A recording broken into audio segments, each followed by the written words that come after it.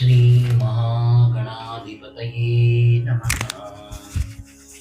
అపార కరుణా సింధుం జ్ఞానదం శాంతరూపిణం శ్రీ చంద్రశేఖర గురుం ప్రణమామి ముదాన్వహం. దేవుని స్వరము ద్వితీయ భాగము ప్రవచించిన వారు శ్రీ కాంచి కామకోటి పరమాచార్యులు. వేదములు మనకేం బోధిస్తున్నాయి? ప్రశ్న. ఇంకొక ప్రశ్న కూడా ఉంది. ఎన్నో విషయాలను వేదాలు విపులంగా ప్రస్తావిస్తాయి. అటువంటప్పుడు ఉపనిషత్తుల్లో అన్నట్టు వేదాల యొక్క ముఖ్య ఉద్దేశం ఆత్మసాక్షాత్కారం అని ఎట్లా అనగలం? వేదాలు అగ్నిహోత్రాన్ని, సోమయాగాన్ని, సత్రయాగాన్ని, ఇష్టిని, ఇంకా ఇతర కర్మలను పొగుడుతాయి. ఇవే వేదాల లక్ష్యమని ఎందుకు అనుకోకూడదు? ప్రశ్న. ఇంకా వేరే విషయాలు కూడా వేదాలలో ఉన్నాయి. వివాహాలకు సంబంధించిన తంతు, మరణానంతరం సంస్కారాల పద్ధతులు, శ్రాద్ధకర్మ, ప్రభుత్వాన్ని నడపటం, విద్వత్ సభలలో నడుచుకోవటం మొదలైనవి వీటిలో ఏది ప్రధానం? ప్రశ్న. ఈ యజ్ఞాలు ఆరాధనా విధానాలనే కాక వేదాలు జ్ఞాన పద్ధతులని, ఉపాసనా విధులని కూడా వివరిస్తాయి. ఆత్మ దేహమునకు ఏ విధంగా చేతనను కలిగిస్తుంది? దేహానికి చివరిలో ఏం జరుగుతుంది? ప్రశ్న. మరొక దేహాన్ని ఆత్మ ఎట్లా ప్రవేశిస్తుంది? ఇటువంటి వాటి గురించిన వివరాలు వేదాల్లో ఉన్నాయి.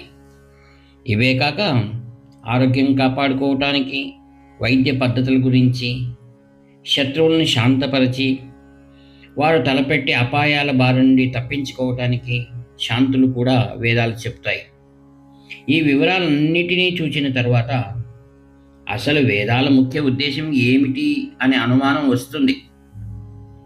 ఉపనిషత్తులలో సామూహికంగా వేదాలు ఒకదాని గురించే ప్రస్తావిస్తాయి అని ఉన్నది. కఠోపనిషత్తు 2:15 మంత్రం. ఈ ఒకటి ఏమిటి? వైదికమైన అభిప్రాయం అనుసరించి ఓం అన్న శబ్దం ఆ ఒక్కదానికి ప్రతీక. కొందరు పాశ్చాత్య పండితుల అభిప్రాయం ఇది. సూర్యచంద్రులను, ప్రకృతి దృశ్యాలను చూచి శాస్త్రజ్ఞానం లేని ఆ రోజులలో ప్రాచీన భారతీయులు ఎవరికి వారే ఆ ప్రకృతిని శోభను కూర్చి తమ అవగాహనను వెళ్ళబుచ్చారు. వీరిలో కొందరే గీతాలుగా పాడగలిగారు. ఇటువంటి పాటలను, వాక్కులను సంకలనం చేసి మంత్రాలు అని పేరు పెట్టారు. ఈ సంకలనాలకే వేదాలని పేరు పెట్టారు. వేదాలన్నీ ఒకదాని గురించే మాట్లాడుతాయని ఉపనిషత్తులు పేర్కొన్నా ఒకదాని గురించే కాక ఎన్నిటి గురించో అవి ప్రస్తావిస్తాయి. రామాయణంలో ఈ శ్లోకం ఉంది. వేదవేద్యే పరే పుంసి జాతే దశరథాత్మజే వేదః ప్రాచీదసాదాత్ ఆసీత్ సాక్షాత్ రామాయణ ఆత్మనా. వేద విద్య అంటే వేదాల వల్ల తెలుసుకొనగలిగేవాడు. అంటే ఎవరు? పరమపురుషుడు. వేదాల వల్లనే ఎరుగగలం. ఆయన లోకంలో జన్మించారు. ఆయన దశరథుని కుమారునిగా, రామునిగా వచ్చినప్పుడు వేదాలు రామాయణము అన్న రూపాన్ని ధరించాయి. ఈ శ్లోకం అర్థమిది. వేదముల పరమలక్ష్యం, గమ్యస్థానం పరమపురుషుడు, పరమసత్యం, ఓంకారము అన్న పేరుతో ఉండేది.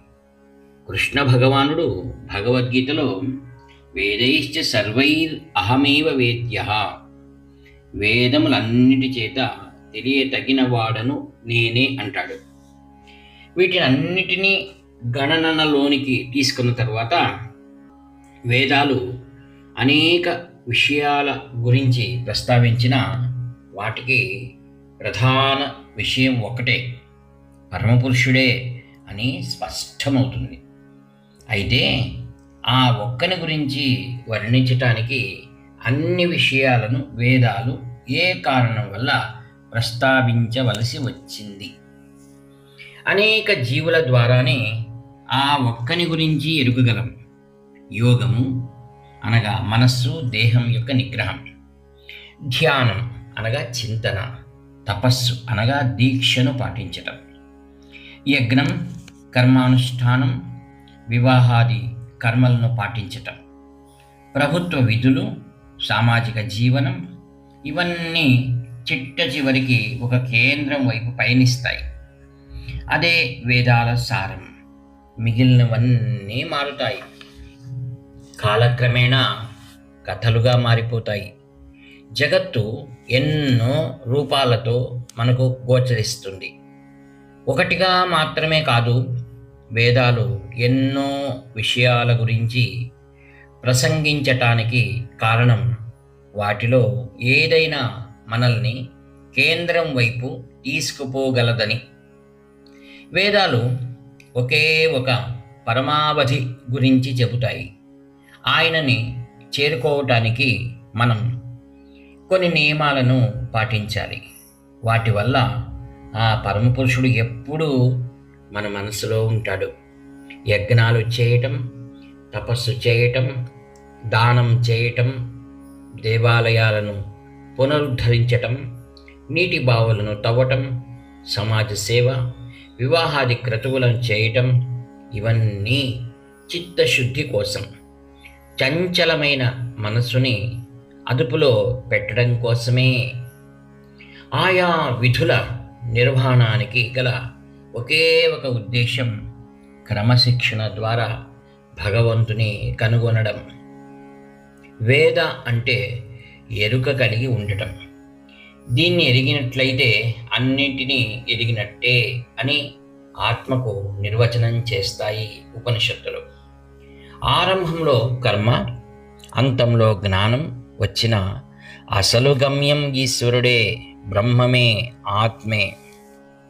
కర్మలు పలు రకాల, జ్ఞానం ఒక్కటే, కానీ ఆ రెండింటిలోని విషయము ఒకటే. ఇంద్రియాలు బయట వాటినే గుర్తించగలవు, అందుకోగలవు. ఆత్మను మాత్రం చూడలేవు. చేతిలో ఉన్నదాన్ని విడిచి బయట వాటి వైపు మనస్సు మళ్ళితే అతడు ఎక్కడో చూస్తున్నాడంటాము. నిజానికి చేతిలో అనగా దగ్గరగా ఉన్నది ఆత్మ ఒక్కటే. దాన్ని చూడకపోవటం ఇతరమైన వాటిని చూడటమే అవుతుంది. బయట వాటిని చూడవద్దని చెప్పిన మనస్సు లెక్క పెట్టదు, బయటకు పోతూనే ఉంటుంది. అందుకే బయటకు వెళ్ళే పనులను చేస్తున్నా అంతర్ముఖమవటాన్ని అలవర్చుకోవాలి. మనస్సు, ఇంద్రియాలు వాటికి ఇష్టం వచ్చిన వైపు లాగనీయకుండా వైదిక కర్మలను ఇతోధికంగా చేస్తూ ఉండాలి. అంతర్ముఖమయ్యే శక్తిని ఇది ఒకటే కలిగిస్తుంది. అధ్యయనం వల్ల, విశ్లేషణ వల్ల బాహ్య జగత్తు గురించి సరిగా అవగాహన కలగటం వల్ల దేనినైనా గ్రహించగల శక్తి గల బుద్ధి దాన్ని చేరుకోగలుగుతుంది. అదే జరిగితే వేరే తెలుసుకోవలసింది ఏదీ లేదు. ఈ ఉద్దేశంతోనే వేదాలన్నీ కర్మల గురించి, విధులను గురించి చెప్తాయి. ఈ కర్మలను నిత్యం చేస్తుండటం వల్ల భౌతిక దేహంపై మమకారం సన్నగిల్లాలి. గ్రహింపు వల్ల, సత్యాన్వేషణ వల్ల, సంయమనం వల్ల మనస్సు, బుద్ధి లయముందాలి. అపవిత్రమైన పనుల వల్ల దేహంపై వ్యామోహం పెరుగుతుంది. వీటి వల్ల మనసు స్థిరత్వం కోల్పోతుంది. కానీ వైదిక కర్మలు లోకకల్యాణానికి ఉద్దేశించి మంత్రాల ప్రతిపాదికగా ఏర్పడినవి. వీటిని ఆచరించటం వల్ల మనస్సు, దేహము లయబద్ధమై ప్రశాంతాన్ని చెందుతాయి. చివరికి పరిణితి కలిగించి అంతర్ముఖమవటానికి దోహదమవుతాయి. అట్లా అంతర్దృష్టి కలగటం వల్ల మనిషికి మోక్షము, ఆనందము లభిస్తాయి. మోక్షం అంటే విముక్తి చెందిన స్థితి. అంటే శరీరము, మనస్సు విముక్తి చెందగలిగితే సంసారం నుండి విముక్తి చెందినట్లే.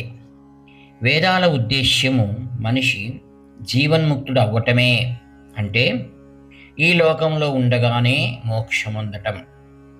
వాటి మహనీయత అంతా ఇదే. ఇతర మతాల వలె మోక్షము మరణానంతరమే సంభవించేదైతే ఈ లోకంలో ఉన్నంతకాలం దాని నైజం మనకు తెలియదు. దాన్ని అనుభవ సిద్ధం చేసుకున్న వారు తిరిగి వచ్చి తమ అనుభవాన్ని మనకు చెప్పరు కదా.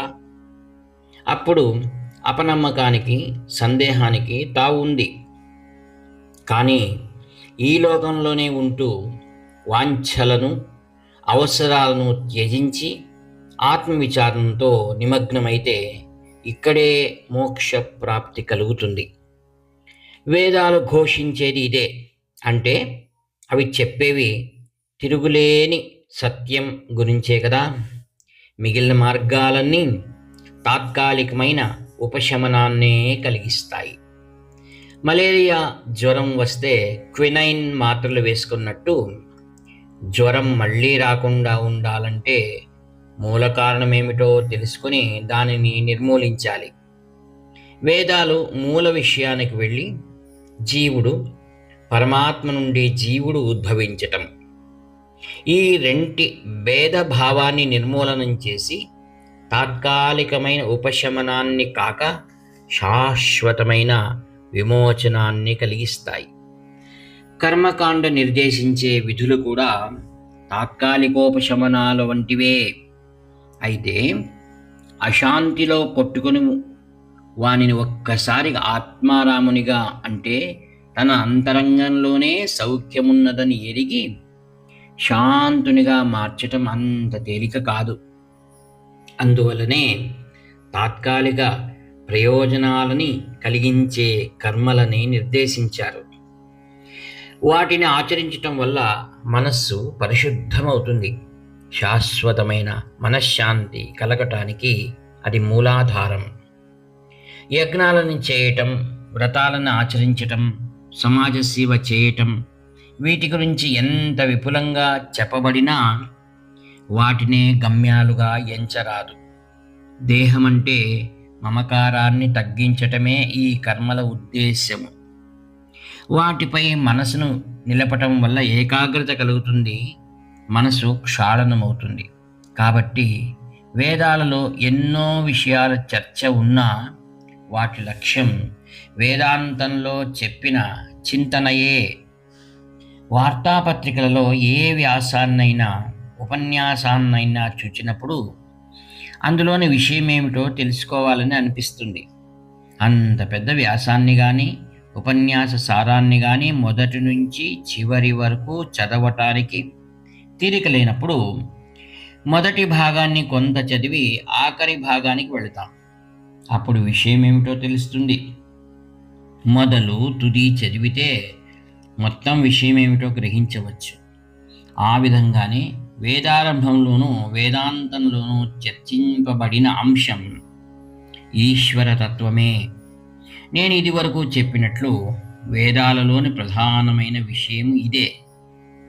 ప్రభుత్వం ఎన్నో శాసనాలను జారీ చేస్తుంది. ఆయా చట్టాల ఉద్దేశం ఏమిటి అన్న భేదాభిప్రాయాలు, సంశయాలు కలుగుతూ ఉంటాయి. అప్పుడు కొన్ని వ్యాఖ్యాన సూత్రాలను అనుసరించి ఆ సందేహాలను విశదీకరించి నివృత్తి చేస్తారు. ఆ విధంగానే సనాతన ధర్మమైన వేదాలను వివరించటానికి వ్యాఖ్యాన సూత్రం వంటిది మీమాంస శాస్త్రం. మీమాంస 14 విద్యలలో ఒకటి. దీని గురించి తర్వాత వివరంగా చెబుతాను. కానీ వాటికి సంబంధించిన ఒక విషయాన్ని చెబుతాను ఇక్కడ. ఏ వేదమంత్రం యొక్క ఉద్దేశ్యమైనా గ్రహించడానికి 6 పద్ధతులు ఉన్నాయి. ఉపక్రమోపసంహారో, అభ్యాసో పూర్వతా ఫలం, అర్థవాదోపపత్తి చ, లింగం తాత్పర్య నిర్ణయే. ఇవి ఉపక్రమం, ఉపసంహారం, అభ్యాసం, అపూర్వత, ఫలం, అర్థవాదం, ఉపపత్తి. వేదాల విషయంలోనే కాక ఈ 6 సూత్రాలను ఏ వ్యాసానికైనా, ఏ ఉపన్యాస పాఠానికైనా వర్తింపజేసి విషయాన్ని గ్రహించవచ్చు. ఉపక్రమం అంటే ప్రారంభం, ఉపసంహారం అంటే అంతం. మొదటి పద్ధతి ఈ రెండింటినీ గమనించటం. దీన్నే ఉపక్రమ, ఉపసంహార పద్ధతి అంటారు. ఈ రెండు ఒకే విషయం గురించి చెబితే మొత్తం విషయం అదేనని గ్రహించవచ్చు. అభ్యాసం అంటే ఒక విషయాన్ని పదే పదే చెప్పటం. ఉదాహరణకి వ్యాయామం చేసేటప్పుడు ఒక రకమైన వ్యాయామాన్ని తిరిగి తిరిగి చేస్తూ ఉంటారు. దాన్ని దేహాభ్యాసము అంటారు. ఏ వ్యాసంలోనైనా ఉపన్యాసంలోనైనా ఒకే విషయం గురించి పదే పదే చెబుతుంటే విషయం యొక్క సారాంశం అదేనని మనసుకి బాగా హత్తుకోవటానికే తిరిగి తిరిగి దాని ప్రస్తావనే జరుగుతూ ఉందని గ్రహించవచ్చు. అపూర్వత అంటే అంతకు పూర్వం చెప్పబడినది అని అర్థం. అంటే విషయ సారాంశం అదే అని అన్నమాట. ఫలం అంటే ప్రతిఫలం. ఈ విధంగా చేస్తే ఈ ఫలితం లభిస్తుంది అనో, ఈ పని చేయి ఇటువంటి ఫలితం వస్తుంది అనో అనటం. అంటే కోరిన ఫలితం వైపు మనల్ని నడిపించటం. ఈ పద్ధతిని ఫలం అంటారు. అర్థవాద పద్ధతిలో ఎన్నో విషయాలను స్పృశిస్తారు. వీటి ఆధారంగా ఒక కథ చెబుతారు. తద్వారా ఏదో విషయాన్ని వివరించవచ్చు.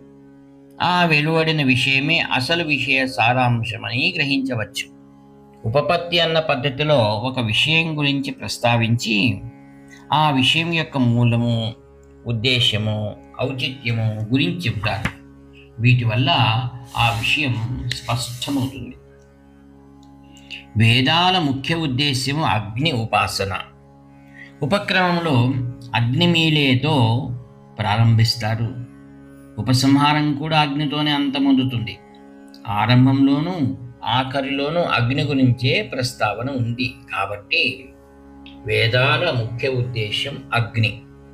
అన్ని వేదాల ఆరంభాన్ని అంతాన్ని చూచిన వారు అనవచ్చు. ఇందులో కొంత సత్యమున్నా యథార్థం మాత్రము కాదు. అగ్ని ఆత్మ చైతన్యానికి ప్రతీక, జ్ఞానోదయము అన్నమాట. ఆత్మ చైతన్యం అంటే ఎరిగిన వారు, ఎరుగబడింది, ఎరుక ఒకటేనని గ్రహింపు. వేదాల అసలు సారం ఇదే. కానీ అగ్ని ఉపాసనే వేదాల లక్ష్యం కాదు. ఏ దేవత ఆరాధనైనా మరొక దేవతారాధన కంటే గొప్పదని వేదాలు చెప్పవు. వేదాల ఘనత అంతా ఇదే. అనేక దేవతల రూపాలను ధరించే ఆత్మనే భక్తితో ఆరాధించు అంటుంది వేదం. బృహదారణ్యక ఉపనిషత్తు 14:8. ఆత్మనే దర్శించాలి, ఆత్మనే ఆలకించాలి, ఆత్మనే మననం చేయాలి అంటాడు యాజ్ఞవల్కుడు మైత్రేయికిచ్చిన ఉపదేశంలో. వీటి బట్టి వేదాల ఉద్దేశమేమిటో మనం గ్రహించవచ్చు. గమ్యం అన్నప్పుడు మనకు స్ఫురించేది ఇది. మనొక ప్రదేశంలో ఉన్నాం. ఇక్కడ నుండి వేరొక ప్రదేశానికి వెళ్ళాలి. దూరంగా ఉన్నదాన్ని సూచించటమే గమ్యము అంటే. ఇతహ అంటే ఇది మనమున్న స్థితి. ఇక్కడ నుండి దాని వద్దకు వెళ్ళాలి. తతః నిజానికి గమ్యం ఇక్కడ లేదా? ప్రశ్న. తప్పకుండాను. బ్రహ్మజ్ఞానం కలిగిన తర్వాత అది ఇది అంతా బ్రహ్మమే. అసలు అది ఇది భేదభావమే ఉండదు. ఇప్పుడు మనం ఇది అనేది అది అవుతుంది, నిత్యమైన అది. అది అన్న అర్థంలో తతః అన్నట్లే పరమాత్ముని కూడా తతః అది అంటారు. ప్రతి కర్మ చివరిలోనూ ఓం తత్ సత్ అంటాం. దాని అర్థం ఇది. తత్ అనబడేదే సత్యము అని. తత్ అంటే సత్యము, నిజము. కొన్ని పదాలకి త్వం చేరుస్తాము. పురుషత్వం, మహత్వంలో వలె ఇక్కడ త్వం అంటే నైజము, ప్రకృతి అని అర్థం. మహత్ యొక్క లక్షణం మహత్వం, పురుషుని ప్రకృతి, పురుషత్వం. సరే, కానీ చివరి యాత్ర అంతాన్ని తత్వం అంటాం. ఎందుచేత? తత్వం అంటే దాని యొక్క ప్రకృతి కదా. తత్వ విచారం, తత్వోపదేశం, ఈ పదాలన్నీ తత్ యొక్క నైజం గురించి బోధలనే సూచిస్తాయి. వేదాలు దూరంగా ఉన్న పరమపురుషుడిని తత్ అంటే మనకి ప్రయోజనమేమిటి? దూరంగా ఉన్నవాడు సమీపంలోనే ఉన్నాడు. తత్ దూరే అంతికేచ అంటుంది వేదం. అవగాహన కానంతసేపు దూరంగా ఉంటుంది. అర్థమైతే దగ్గరే అనగా లోపలే ఉంటుంది అని అర్థం. దీనికి ఉదాహరణగా ఒక కథ ఉంది. పెళ్ళిడికి వచ్చిన పిల్లకి తల్లిదండ్రులు అప్పటి సాంప్రదాయాన్ని అనుసరించి సన్నిహిత బంధువుల పిల్లవాడిని పెళ్లికి ఎంపిక చేస్తారు. కానీ ఆ పిల్ల ఒప్పుకోక అందరికన్నా శ్రేష్ఠుడినే వరిస్తానంటుంది. తల్లిదండ్రులు పక్కకు తప్పుకుంటారు. అందరికన్నా ఉన్నతుడు రాజే కాబట్టి తాను రాజుని తప్ప ఇంకెవరిని పెళ్ళాడును అంది ఆ పిల్ల. అప్పటి నుంచి రాజుని వెంబడింపసాగింది. ఒకనాడు పల్లకిలో పోతున్న రాజుకి దారిలో సన్యాసి కనపడితే దిగి ఆయనకి ప్రణామాలు చెప్పి తన ప్రయాణం కొనసాగించాడు. దీన్నంతా గమనించిన ఆ పిల్ల, అందరికంటే రాజే గొప్పవాడు అనుకున్నాను, పొరపడ్డాను. ఆయన కంటే సన్యాసి ఎంతో గొప్పవాడు కాబట్టి నేను సన్యాసినే పెళ్ళాడుతాను అనుకుని సన్యాసి వెంటపడింది. ఒకనాడు సన్యాసి ఒక అశ్వత్థ వృక్షం కింద ఉన్న వినాయకునికి ప్రతిమకు నమస్కారం పెట్టడం చూసింది ఆ పిల్ల. తన అభిప్రాయాన్ని మళ్ళీ మార్చుకుంది. సన్యాసి కంటే ఉత్తముడు గణేశుడు అని ఆయననే వివాహం ఆడటానికి నిశ్చయించుకుంది. సన్యాసిని విడిచి వినాయకుని ఎదుట కూర్చుంది. చెట్టు కింద ఉన్న ప్రతిమ కావటం వల్ల అక్కడ గుడి లేదు, ఎవ్వరూ వచ్చేవారు కాదు. ఒకనాడు అటు పోతున్న ఒక కుక్క ఆ ప్రతిమపై మూత్రం విడిచింది. ఆ ప్రతిమ కంటే గొప్పదనుకుని ఆ పిల్ల ఆ కుక్క వెంటబడింది. ఆ దారిన పోతున్న ఒక పిల్లవాడు ఆ కుక్కపై రాయిని విసిరి గాయపరిచాడు. ఆ బాధగారి ఇంకా వేగంగా పరిగెత్తడం మొదలుపెట్టింది. దీనినంతా గమనిస్తున్న ఒక యువకుడు ఆ మూగజీవిని ఊరికే కొట్టిన పిల్లవాడిని చివాట్లు వేశాడు. ఆ పిల్లవాడిని మందలించిన యువకుడు అందరికంటే గొప్పవాడు అనుకుంది ఆ పిల్ల. అతన్నే వివాహం ఆడుతానంది. ఇంతకు ఆ యువకుడు ఎవరో కాదు, తల్లిదండ్రులు ఎంపిక చేసిన వాడే. ఎక్కడో ఉన్నాడు ఉన్నవాడు సమీపానే ఉన్నాడు. ఇది కథ. ఈశ్వరుడు ఎక్కడో ఉన్నాడని దేశమంతా వెతుకుతున్నావు. ఎరుకనంత వరకు నీకు ఆయన దూరస్తుడే. ఎంత వెతికినా కనపడడు. నీకు దగ్గరే ఉంటాడు. అన్నిటికంటే దూరంగా, అన్నిటికంటే దగ్గరగా ఉంటాడు అంటుంది శృతి. భూమి ఆకాశాలు క్షితిజ రేఖ వద్ద కలుసుకున్నట్లు కనపడతాయి. అక్కడ ఒక తాటి చెట్టు ఉన్నట్లు కనపడుతుంది అనుకుందాం. మనమున్న స్థలం నుంచి ఆ తాటి చెట్టుకు చేరితే భూమి ఆకాశాన్ని తాకటం చూడగలము అనుకుంటాం. కానీ ఆ ప్రదేశాన్ని చేరుకున్న తర్వాత క్షితిజం ఇంకా దూరమైనట్లు కనిపిస్తుంది. మనం అటువైపు పయనించే కొద్దీ ఇంకా దూరం అవుతున్నట్లు ఉంటుంది. ఏవో కొండ గుర్తులను పెట్టుకుని దాన్ని ఎప్పుడైనా చేరుకోగలమా అసలు? ప్రశ్న. కాబట్టి అది ఎక్కడ ఉన్నట్టు? ప్రశ్న. నువ్వన్న చోటునే ఉంది. ఎక్కడో దూరంగా ఉన్నాడని తత్ అంటూ మనం చెప్పుకునే భగవంతుడు నీకు దగ్గరలోనే, నీలోనే ఉన్నాడు. నీవు అదే తత్వమసి అని అనిపించేటట్టు చేస్తాయి వేదాలు. వేదాల యొక్క మహా ఉపదేశం తత్వమసి. ఇక్కడ తత్వం అంటే తత్ యొక్క లక్షణం కాదు. త్వం అన్న పదాన్ని రెండు విధాల అర్థం చేసుకోవచ్చు. ఒకటి లక్షణంగా, రెండవది నువ్వు అన్న నామవాచకంగా. తత్వమసి అన్నప్పుడు తత్ అంటే అది, త్వం అంటే నీవు, అసి అంటే అయి ఉన్నావు. తత్ త్వం రెండూ కలిసి తత్వం అయ్యాయి.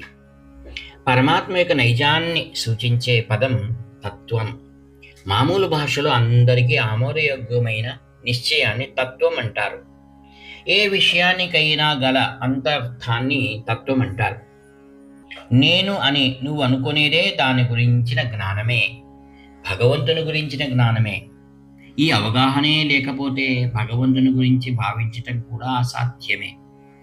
జ్ఞానము నా నుండి ఉద్భవిస్తుంది, ఆలోచన నాతో వస్తుంది. ఆలోచనల వల్ల కలిగే జ్ఞానం ఎక్కడో దూరంగా ఉందని నీవు అనుకునే అది తత్ ఒక్కటే అని వేదాలు చెబుతాయి.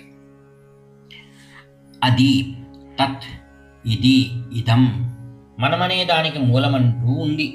దేని గురించైనా అది అని మనం అన్నామంటే దానికి మూలమంటూ ఏదో ఉండి తీరాలి.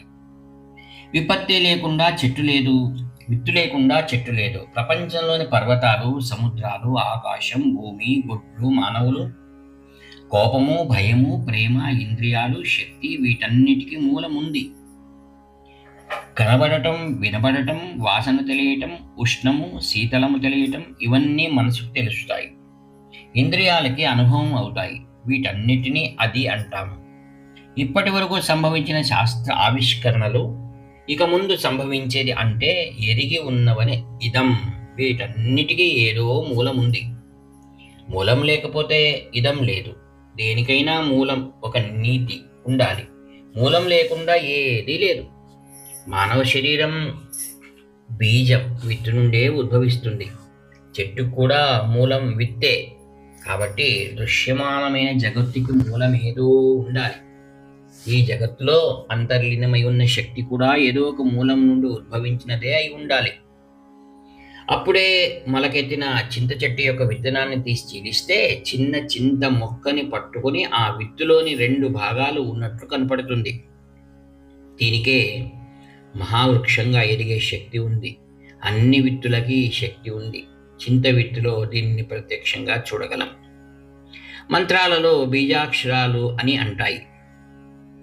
ఒక మహావృక్షం ఒక చిన్న విత్తులో ఉన్నట్లే ఈ అక్షరాలలో అంతులేని శక్తి దట్టింపబడి ఉంది. ఈ అక్షరాలని ఏకాగ్రతతో కొన్ని లక్షల సార్లు జపిస్తే వాటిలోని శక్తిని మనలో లీనం చేసుకోగలం. ఈ జగత్తులో అంతర్లీనమై ఉన్న శక్తి, సమర్థత, వివేకము వాటి మూలమైన భగవంతునిలో కూడి ఉన్నాయి. ఆ విత్తు లేకపోతే అవి ఉద్భవించలేవు. సృష్టిలో కల వాటినన్నిటినీ అది అంటాం. ఇది మూలం లేకుండా, విత్తు లేకుండా, కారణం లేకుండా ఉదయించలేదంటాయి వేదాలు. ఈ మూలశక్తి జగత్తులో వ్యాప్తమై ఉంది. ఆ మూలం ఎక్కడ ఉంది? అది లోపలే ఉంది.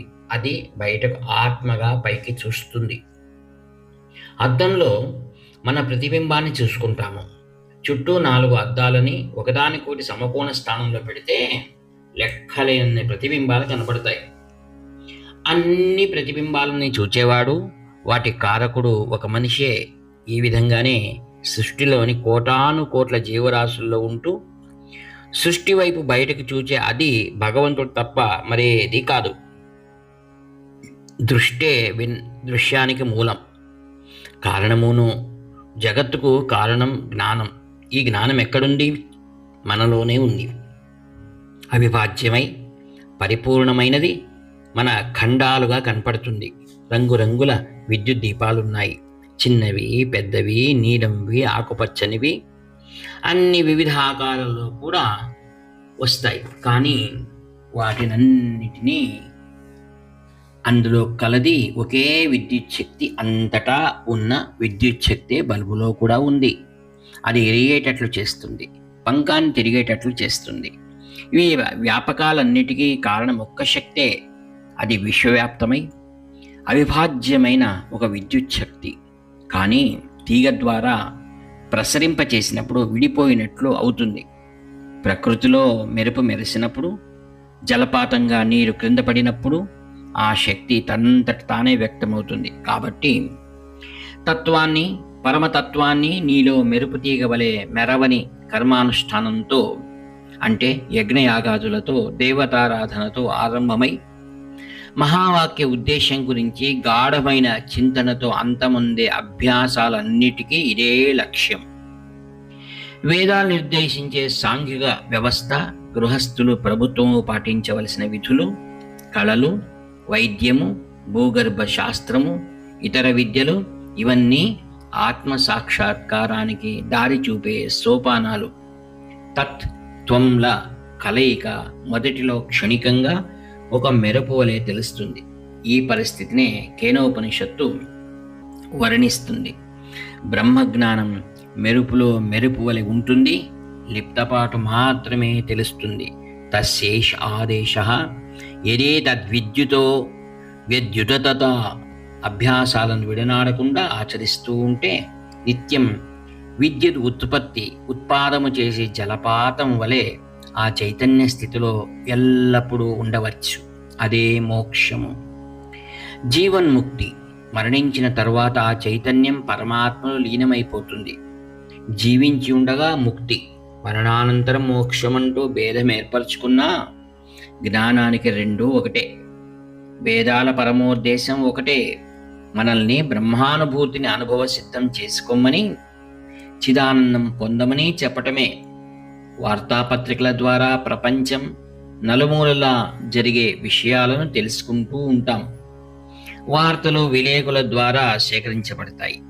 ఏ ఆధునిక సాధనలు, ఆఖరికి మానవుని మీద కూడా గ్రహించలేని విషయాలు కొన్ని ఉన్నాయి. వీటి గురించి తెలుసుకోవాలనుకుంటే ఇంకొక రకమైన వార్తాపత్రికలు కావాలి. ఆధునిక ప్రచార సాధనాల ద్వారా ప్రసరింప వీలు లేని టెలిగ్రాఫీకి, టెలిప్రింటర్కి అందనిది వేదమంత్రాల ద్వారా ప్రసారమవుతుంది. అతిలోక శక్తిగల ఋషులు వీటి ద్వారా మామూలు బుద్ధి గ్రహింపలేని విషయాలను ప్రసరింపచేశారు. హరి ఓం తత్సత్. మొదటి భాగము ప్రవచించిన వారు శ్రీ కాంచి కామకోటి పీఠాధిపతులు, వ్యాఖ్యాత మీ ప్రియమిత్రుడు నివర్తి నాగభూషణ శర్మ. హరహర శంకర, జయ జయ శంకర. రెండవ భాగాన్ని రెండవ అంకంలో మనం శ్రవణం చేద్దాం. సర్వం శ్రీకృష్ణార్పణమస్తు.